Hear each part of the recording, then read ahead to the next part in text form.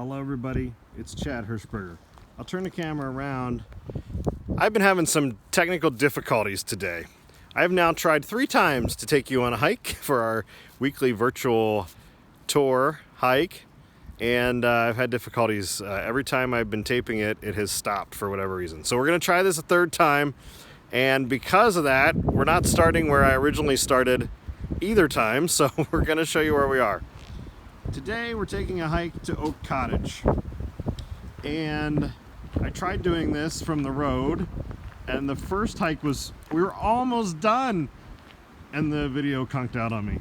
So I'll try to recap what all I have done in the last half hour that you haven't gotten to see. So here we are, we're going to Oak Cottage. Oak Cottage is one of the buildings that was here when camp was bought to be a camp. It was actually a separate parcel of land from the Buffalo Valley Fruit Farm, but it was purchased at the same time. And there's 3 bedrooms, a living room, kitchen, and bathroom in here, and it's pretty cool inside. If you ever want to see inside, you'll have to let me know, and we'll give you a tour inside. We're not going to go inside today. But this is one of our buildings on camp property. And there's something at Oak Cottage that most of you probably don't know exists. It's something that I didn't know about camp until a couple years after I started as director. So we're going to show you that. Here we go. We're on the upper side. So the door there you see is the kitchen door of Oak, but we're going to walk into the woods.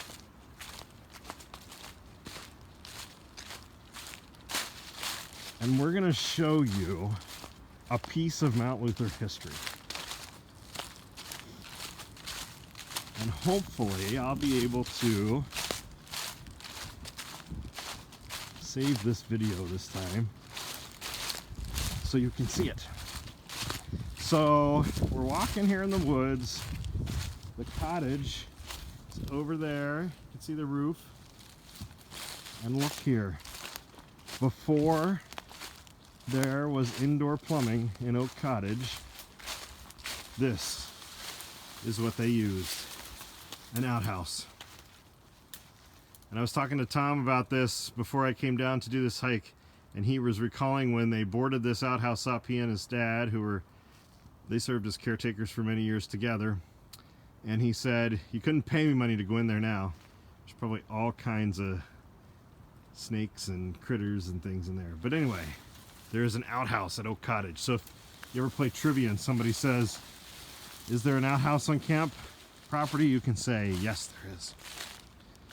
So the other thing I wanted to do on our hike today, when I was a counselor, we had a campsite behind Oak Cottage, and I was trying to find it. And I'll tell you, spoiler alert, I didn't find it. But there was a campsite back here, somewhere behind Oak Cottage, called Mosquito. And as I recall, it was a small campfire area, and kids and their counselors would go on their overnights there. And it was named Mosquito because there was a lot of mosquitoes. And the kids would complain because they'd get eaten up by mosquitoes. I was not able to find it when I was back here for the first take of this hike. So if anybody worked here or was a camper here and remembers it and remembers kind of where it was, let me know. You can say something in the comments or send me an email because I'm curious. But I did find back here there's kind of a large path. It looks wide enough for maybe a truck to come through. And it's running behind Oak.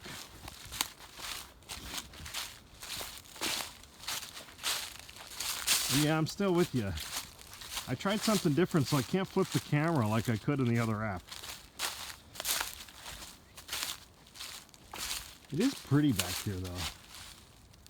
And by the way, I'll pan up. The sky is gorgeous right now. Blue, sunny skies, nice white puffy clouds. Before I walked down to do this hike, we had snow squalls come through. And I was reflecting on the fact that last week when I recorded our hike together for Good Friday, I was wearing a short sleeve shirt, and today I have 3 layers on, including a winter coat.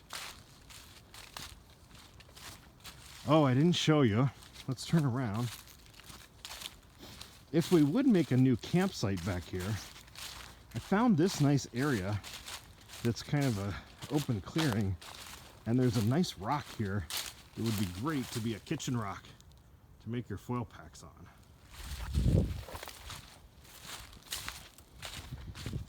One of the other things that is very interesting on this hike that I found in nature is coming up here along the path. I'll show you that in a minute, but let's stop here. Look at this. Isn't it amazing how moss grows? Not on rolling stones, but just pretty cool. All right, up here, you might be able to see on the side of this path, the remnants of 2 trees that must have blown over in the wind, and their root system is visible here. It just always amazes me when I see stuff like this at how powerful wind can be. How that just upended the tree and its whole root system. And if we go around, I noticed it's actually 2 trees. Okay, so here's the base of the trunk. So it's 2 trees. But look at how big this one was. This one was so tall you can't even get it all in the video frame. Just amazing. So we're gonna come out here. This path joins up to the road that goes into Oak Cottage, and across from the road is what was called, when I was younger, the hayfield.